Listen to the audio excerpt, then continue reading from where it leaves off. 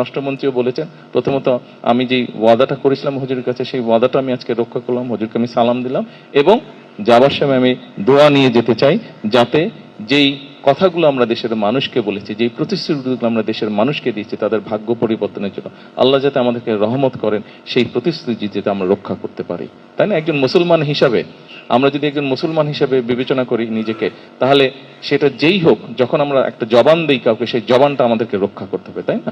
জবান যদি রক্ষা করতে না পারি, তাহলে তো এটা কথাটা কাজটা ঠিক হলো না। তো সেই জন্য আমরা দেশকে মানুষকে আমরা বলেছিলাম যে আমরা আপনাদের জন্য ভালো কিছু করতে চাই। আসুন আমরা হাত তুলে আল্লাহর কাছে দোয়া করি, আল্লাহ যাতে আমাদেরকে সেই রহমত দেন, যাতে আমরা দেশের মানুষ শান্তিতে থাকতে পারে।